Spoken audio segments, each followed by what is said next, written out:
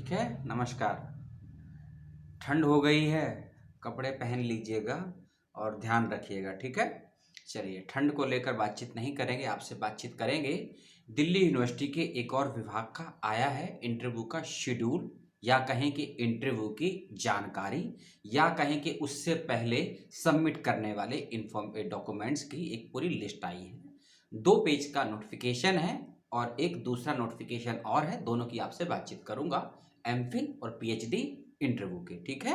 लेकिन इंटरव्यू से पहले आपको सिनॉप्सिस, डॉक्यूमेंट, ये सब अपने विभाग में भेजने होंगे। कौन से भेजने हैं, किस फॉर्मेट में भेजने हैं, कब तक भेजने हैं और किस विभाग की मैं बात करने वाला हूं, उसके बारे में चर्चा इस छोटे से वीडियो में करेंगे।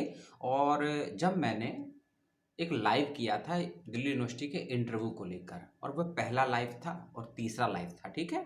उसमें लिखा है पार्ट 1, पार्ट 2, पार्ट 3। तो पार्ट 1 और पार्ट 3 को ध्यान से दोबारा से सुन लीजिएगा। मैंने स्पष्ट तरीके से बताया था कि दिल्ली विश्वविद्यालय की वर्तमान में एक नहीं, दो नहीं, बल्कि तीन वेबसाइट वर्क कर रही हैं, और तीनों ही वेबसाइट पर कोई ना कोई सूचना अपडेट होती रहती है। और इसके अलावा मैंने ये भी बताया था आप लोगों को कि हर विभाग की भी अपनी अपनी वेबसाइट होती है, ठीक है। पता नहीं आपने सुना या नहीं सुना, और अगर सुना तो अप्लाई किया या नहीं किया, ये तो राम जाने या फिर आप जाने, ठीक है। मैं तो अप्लाई करता हूं, इसीलिए मैंने आपको भी बताया था, ठीक है। तो उसी फॉर्म में से एक वेबसाइट है जहां, क्योंकि ये जानकारी मेन वेबसाइट पे नहीं है, जो डिपार्टमेंट की वेबसाइट है वहां पे ये जानकारी उपलब्ध है। विभाग का नाम है इतिहास, यानी कि हिस्ट्री। जी हाँ, डिपार्टमेंट ऑफ हिस्ट्री की तरफ से एमफिल और पीएचडी के इंटरव्यू सिनॉप्सिस के लेकर एक नोटिफिकेशन आया है 5 दिसंबर 2021 को, ठीक है। आपने भी देखा होगा, नहीं देखा होगा तो वेबसाइट पे विजिट कर लीजिएगा। वेबसाइट का लिंक आपको डिस्क्रिप्शन बॉक्स में दे दिया जाएगा, ठीक है। पहले हम किसकी बात करें, एमफिल या पीएचडी की? चलिए पहले हम पीएचडी की बात करते हैं, ठीक है। पीएचडी की डेट्स को लेकर जो नोटिफिकेशन कहता है वो ये कहता है, जो लेटेस्ट नोटिफिकेशन है उसकी बात कर रहा हूँ, ठीक है। पुराने की बात नहीं कर रहा हूँ। जो लेटेस्ट पीएचडी का नोटिफिकेशन है और जो लेटेस्ट एमफिल का नोटिफिकेशन है, नोटिफिकेशन तो बहुत सारे आते रहते हैं ना विभागों में, लेकिन जो सबसे अंत में आया है या जो लेटेस्ट आया है उसकी आपसे बातचीत करूंगा। 1 से लेकर 20 दिसंबर की डेट दी है इंटरव्यू के बीच में, कि 1 से लेकर 20 दिसंबर 2021 के बीच में पीएचडी के बच्चों का इंटरव्यू ले लिया जाएगा, और एमफिल का भी इंटरव्यू इसी डेट में ले लिया जाएगा, ठीक है। लेकिन एक निश्चित डेट नहीं दी गई है, इस बात का ध्यान से सुन लीजिए, नहीं तो आप कमेंट करके बोलेंगे कि मैंने आपको डेट नहीं बताई। अभी डेट नहीं आई है, संभावित डेट बताई गई है। 1 से लेकर 20 दिसंबर के बीच में आपका पीएचडी का इंटरव्यू ले लिया जाएगा, पहली बात। और इंटरव्यू ऑनलाइन और ऑफलाइन दोनों माध्यमों से लिया जाएगा, ठीक है। आप किसका चयन करेंगे और कैसे करेंगे, कब तक चयन कर सकते हैं, उसके बारे में जानकारी मैं आपको आगे दूंगा, और इसी वीडियो में दूंगा, इसीलिए वीडियो को स्किप मत कीजिएगा।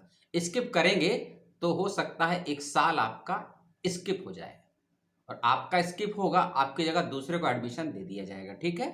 लेकिन आपको जो समझ है वह उतना वीडियो देख लीजिएगा, ठीक है। पीएचडी को लेकर यह भी कह रहा है कि पीएचडी के इंटरव्यू से पहले आपको अपने सभी एकेडमिक डॉक्यूमेंट्स, अपना रिसर्च प्रपोजल, एप्लीकेशन फॉर्म, ये सभी हेड ऑफ द डिपार्टमेंट की ईमेल आईडी पर आपको भेजने हैं इंटरव्यू की डेट से पहले। और ये उन सभी बच्चों को भेजने हैं जो बच्चे एग्जामिनेड कैटेगरी के थ्रू पीएचडी के इंटरव्यू तक पहुंचे हैं, या फिर ऐसे कैंडिडेट जो एंट्रेंस क्वालिफाई करके पीएचडी के इंटरव्यू तक पहुंचे हैं। सभी को इन चीजों को भेजना है हेड ऑफ द डिपार्टमेंट की ईमेल आईडी पर। ईमेल आईडी मैं आपको आगे बताऊंगा, इस बात का भी ध्यान रखिएगा।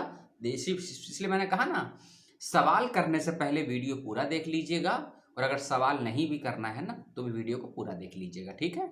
यूट्यूब का, दशकंठी का और दिल्ली यूनिवर्सिटी का नुकसान नहीं होगा आपके वीडियो पूरा ना देखने से, आपका जरूर होगा, ठीक है।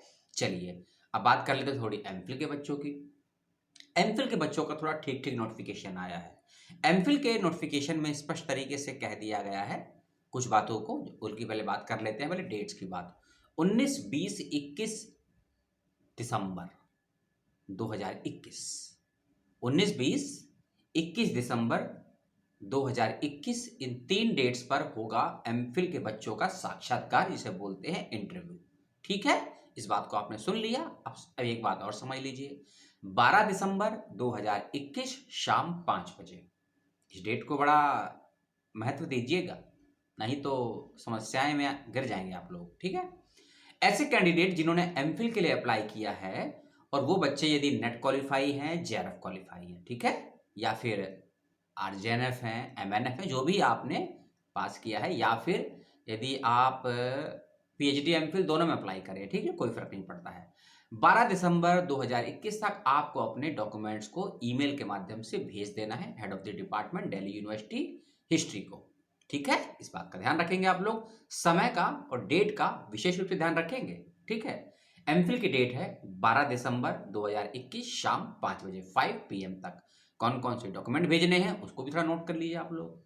आपके जो भी एकेडमिक डॉक्यूमेंट्स हैं, जैसे उदाहरण के तौर पर 10-12 के मार्कशीट सर्टिफिकेट, यूजी पीजी की मार्कशीट सर्टिफिकेट। एक और बात, यदि आपका एमए या पीजी का अंतिम सेमेस्टर का या लास्ट ईयर का रिजल्ट नहीं आया है तो आपको एक अंडरटेकिंग का फॉर्म भरना होगा। वो आपको हिस्ट्री डिपार्टमेंट की वेबसाइट पर मिल जाएगा, वहां से उसको देखिए, डाउनलोड करिए, भरिए और स्कैन करके अपलोड कर दीजिए। अगर नहीं मिलता है तो प्रोस्पेक्टर उठाइए एमफिल पीएचडी 2021-22 का ड्यू का, उसके अंदर भी सर्टिफिकेट अटैच है, उसको भी भेज दीजिए, ठीक है। नहीं तो आप रिजेक्ट हो सकते हैं इंटरव्यू की लिस्ट में, ठीक है। नहीं तो कोई बात नहीं, अगले साल फिर भरिएगा फॉर्म। अब तो कॉमन इंटरेस्ट होगा, आप सभी जानते हैं, CUET 2022-23, वो तो थोड़ा इजी होगा, ठीक है। चलिए पुनः विषय पर आते हैं। डॉक्यूमेंट आपको मैंने बता दिए, यदि आप किसी कैटेगरी में आते हैं, PH हैं, OBC नॉन क्रीमी लेयर है, SC हैं, ST हैं, EWS है, ठीक है। इनका यदि सर्टिफिकेट आपका बना है तो लगाकर जरूर भेज दीजिएगा 12 से पहले, 12 दिसंबर से पहले, नहीं तो आपको नुकसान हो जाएगा कैटेगरी का, ठीक है। यदि आप एग्जामिटेड हैं एंट्रेंस से तो आप उसका सर्टिफिकेट भेज दीजिएगा कि आप किस आधार पर एग्जामिटेड हैं, टीचर्स फेलो हैं, कोई स्कॉलर हैं, कोई एग्जाम पास किया है, उसको भेज दीजिएगा, ठीक है। इस बात का आप लोग ध्यान रखेंगे। और अंतिम जो आपका एग्जामिनेशन पास हुआ है ना, एमए हो, पीजी हो, 2 साल पहले किया हो, 1 साल पहले किया हो, उसकी मार्कशीट जरूर भेज दीजिएगा, ठीक है। नहीं आया है अंडरटेकिंग के साथ में। सुन लिया आपने, समझ लिया। अब मेरिट की बात कर लेते हैं कि कितने नंबर लाने पर आपको इंटरव्यू के लिए बुलाया जा सकता है, उसको भी सुन लीजिए। आपने चाहे एमफिल की परीक्षा दी हो या पीएचडी की, या आपने एमफिल पीएचडी दोनों की परीक्षा दी हो, इसको मत देखिए, ठीक है। कोई मेकअप वेकअप नहीं कर रखा है, ठीक है। मैं जैसा हूं वैसा बेहतर हूं, बाल बनाऊं, चोटी लगाऊं, लिपस्टिक लगाऊं, वो सब नहीं होता है मुझसे, ठीक है। जैसा हूं वैसा रहता हूं। आपको मेरे कंटेंट से मतलब होना चाहिए, मैं जो बोलता हूं, मैं कैसे होली में बोलता हूं उसको भूल जाइए। मैं गधा जोकर दोनों का मिक्सचर हूं, ठीक है। यदि आप SC ST OBC में नॉन क्रीमी लेयर और PWD कैटेगरी में आते हैं, ठीक है, फिर से सुन लीजिए। यदि आप SC हैं, ST हैं और OBC में नॉन क्रीमी लेयर है और PWD स्टूडेंट हैं, ठीक है, और यदि आपने 45% नंबर लाए हैं प्रवेश परीक्षा में तो आप इंटरव्यू के लिए एलिजिबल हैं, आप इंटरव्यू के लिए बुलाए जाएंगे और आपको डॉक्यूमेंट्स को भेज देना है। यदि आप SC ST OBC non creamy layer या PWD कैटेगरी में आते हैं और आपके यदि 45% अंक नहीं है तो आपको डॉक्यूमेंट ईमेल के माध्यम से भेजने की जरूरत नहीं है, ठीक है। ना ही इंटरव्यू देने की जरूरत है, क्योंकि आपको बुलाया नहीं जाएगा। आप जाएंगे, बेइज्जती हो जाएगी, हास्य हो जाएगा, मजाक हो जाएगा और आपका हास्य विनोद हो जाएगा और आपको परेशानी होगी, मानसिक प्रताड़ना होगी, तो मत जाइएगा, ठीक है। यदि 45% या उससे ज्यादा अंक आपने लाए हैं प्रवेश परीक्षा में तो जाइएगा, ठीक है। यदि आप OBC हैं, विदाउट क्रीमी लेयर है, जर्नल है और EWS है और आपके यदि 50% अंक आए हैं प्रवेश परीक्षा में तो इंटरव्यू के लिए जाइएगा और इस डॉक्यूमेंट्स को भेज दीजिएगा 12 दिसंबर तक, ठीक है। यदि आपका पेपर 100 नंबर का हुआ है तो सीधे सीधे 50 नंबर हो जाते हैं। यदि 200 का हुआ है तो आपके हो जाते हैं कितने नंबर, 100 नंबर हो जाते हैं, ठीक है। लेकिन जो मेरी जानकारी में है पेपर आपका 200 नंबर का ही हुआ है, क्योंकि 50 क्वेश्चन आए होंगे, हर क्वेश्चन 4 नंबर का, हो गए आपके 200 नंबर।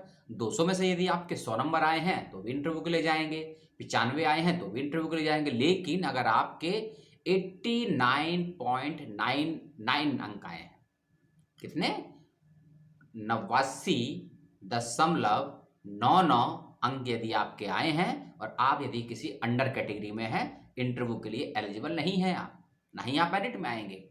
और यदि आप विदाउट कैटेगरी हैं और आपके नंबर यदि 49.99 है तो भी आप इंटरव्यू के लिए एलिजिबल नहीं है, क्योंकि 0.01 का भी महत्व है और 0.50 का भी महत्व है। इस बात को क्लियर कट समझ लीजिएगा, ठीक है। क्योंकि आप जब तक ये डॉक्यूमेंट भेजेंगे नहीं, मान लीजिए आपका 51% नंबर आया है, ठीक है, या फिर हो सकता है आप JRF क्वालिफाई हैं, आपको लगा चलो मेरे तो 51% नंबर भी आ गए और मैं JRF भी हूं तो मुझे तो बुलाया जाएगा, नहीं बुलाया जाएगा, नहीं बुलाया जाएगा। बिल्कुल भी नहीं बुलाया जाएगा। काहे नहीं बुलाया जाएगा भैया? सुन लीजिए, भैया हो बहिने हो सुन लीजिए। यदि आप जो मैंने आपको डॉक्यूमेंट बताए, जो कागजात बताए, यदि आप उसको नहीं भेजेंगे हेड ऑफ द डिपार्टमेंट को, और ये इसीलिए मांगे जाते हैं क्योंकि हो सकता है आपका दोस्त एक से ज़्यादा विश्वविद्यालय में अप्लाई करते हैं। आपने जेएनयू अप्लाई कर दिया, डीयू अप्लाई कर दिया, हैदराबाद अप्लाई कर दिया, लेकिन अब समस्या हो गई कि आप इंटरव्यू देने कहाँ जाएंगे, कहाँ नहीं जाएंगे। आपका नाम तीनों जगह आ गया, लेकिन विश्वविद्यालय तो आपके आने की व्यवस्था करेगा ना, आपके लिए एक्सपर्ट भी बुलाएगा, आपको एक स्लॉट भी नियुक्त करेगा, आपका टाइम भी देगा, चाहे 5-10 मिनट। तो आप जाएंगे या नहीं जाएंगे इसकी कंफर्मेशन लेने के लिए ही ये डॉक्यूमेंट एडवांस में मांगे गए हैं आपसे, और ये हर विश्वविद्यालय मांगता है, अपने अपने तरीके से मांगता है, ठीक है। तो इसीलिए आपको ये डॉक्यूमेंट भेजने हैं। अगर आप एग्जामिनेटेड कैटेगरी में है तो भी, एंट्रेंस क्वालिफाई किया है तो भी, आपका संबंध चाहे हिस्ट्री डिपार्टमेंट से है, और दिल्ली यूनिवर्सिटी के अधिकांश विभाग ऐसा काम करते हैं, ठीक है। तो डॉक्यूमेंट आप लोग भेज दीजिएगा। ईमेल आईडी को आप लोग नोट कर लीजिए, नहीं करा है तो नोट कर लीजिए, DU history.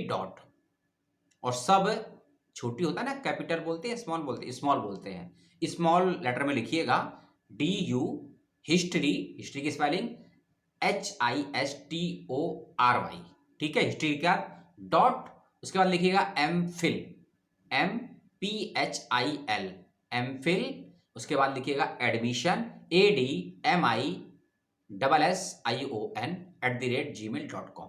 इस ईमेल आईडी पर आपको अपने डॉक्यूमेंट, सोनॉप्सिस सब कुछ भेज देना। सोनॉप्सिस के बारे में अभी बताऊंगा 2 मिनट के बाद में, ठीक है। ये तो मैंने आपको एमफिल का बता दिया। अब पीएचडी के बच्चे सुन लें, ईमेल आईडी यही है, बस जहां एमफिल लिखा है वहां आपको पीएचडी लिख देना है बस। तो ईमेल आईडी क्या बनी है पीएचडी के बच्चों के लिए? duhistory.phd.admission@gmail.com, ठीक है। इस बात को भी आप नोट कर लीजिए। लेकिन पीएचडी के बच्चों को 12 तक भेजना है अपने डॉक्यूमेंट, या 12 के बाद भी भेज सकते हैं, इसके विषय में मैं कंसल्ट नहीं हूं, ठीक है। ये सब हो गया। अब थोड़ा सिनॉप्सिस पे आ जाते हैं। अब सुन लीजिए, यदि आपने कभी आर्टिकल लिखा हो, ठीक है, आर्टिकल समझते हैं, कहीं रिसर्च पेपर आपने कहीं भेजा हो, किसी मैगजीन में, किसी जर्नल में, किसी सेमिनार में कहीं पढ़ा हो, एक आर्टिकल का फॉर्मेट होता है जिसको हम पॉइंट टू पॉइंट या पैराग्राफ फॉर्मेट में लिखते हैं, एक निबंध के रूप में, एसे के रूप में लिखते हैं, ठीक है। इसी फॉर्मेट में एमफिल के बच्चों को अपना रिसर्च प्रपोजल, जिसको शोध प्रस्ताव या सोनॉप्सिस कहते हैं, उसी ईमेल आईडी में 12 दिसंबर तक भेज देना है। और यदि आप नहीं भेजेंगे तो भी आप इंटरव्यू के लिए नहीं बुलाए जाएंगे।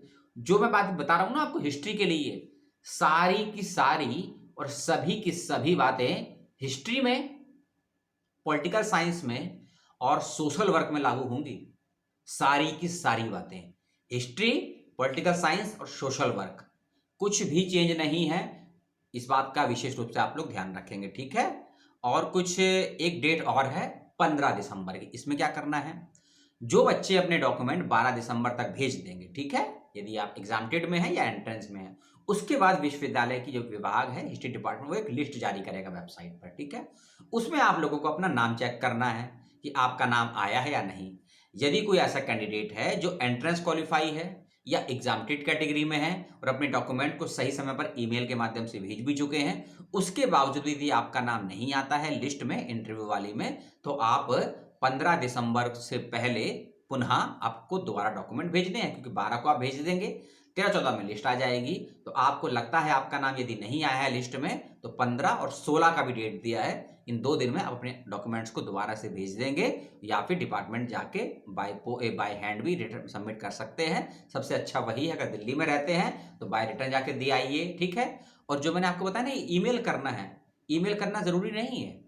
आप दिल्ली में ही रहते हैं, डिपार्टमेंट में जाकर स्वयं भी सबमिट कर सकते हैं, बाय पोस्ट भी भेज सकते हैं। ईमेल तो वैसे फ्री होता है ना, कोई चार्ज तो लगता नहीं है। हाँ, साइबर कैफे का चार्ज लगेगा 15-20 रुपए, उसको कर लीजिएगा, ठीक है। और जो सिनॉप्सिस है ना, उसको हिंदी या अंग्रेजी दोनों ही भाषाओं में आप बना सकते हैं, ठीक है। इस बात का आप लोग ध्यान रखिएगा। सिनॉप्सिस का फॉर्मेट क्या रहेगा, ठीक है, उसके लिए आपको एक वीडियो देखना होगा, जो मैंने कल यानी कि 5 दिसंबर को अपलोड किया है, जो कि सोशल वर्क के सिनॉप्सिस के बारे में मैंने बताया था। तो सोशल वर्क के सिनॉप्सिस वाले वीडियो में आप देख लीजिएगा फॉर्मेट, वही फॉर्मेट यहां लागू होगा, क्योंकि एमफिल का सिनॉप्सिस 1000 वर्ड का होता है और पीएचडी का 5000 वर्ड का होता है। दोनों के पॉइंट्स अलग होते हैं, दोनों के क्राइटेरिया डिफरेंट होते हैं, दोनों का एरिया ऑफ रिसर्च अलग होता है, रिव्यू अलग होता है, हाइपोथेसिस अलग होती है। और इस बारीक के अंतर को नहीं समझते हैं आप, तो रिसर्च मत करिए, पहले रिसर्च को पढ़िए, समझिए और फिर रिसर्च के क्षेत्र में उतरिए। लेता हूं विदा, वीडियो हो गया है समाप्त।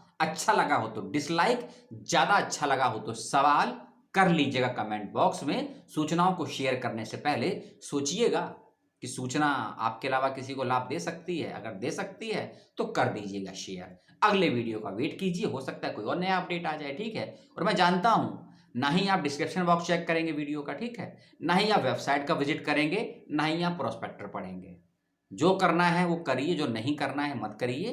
दिल्ली विश्वविद्यालय का, दशकंठी का, यूट्यूब का घंटा और नुकसान नहीं होने वाला है। सलाम, टाटा, बाय बाय। और बाबा साहेब के पुण्यतिथि की बहुत बहुत आप सभी को शुभकामनाएं। और रात 9 बजे 6 दिसंबर आज है, लाइव रहूंगा आपके साथ। सवालों को ठोक दीजिएगा, यानी कि भेज दीजिएगा। धन्यवाद।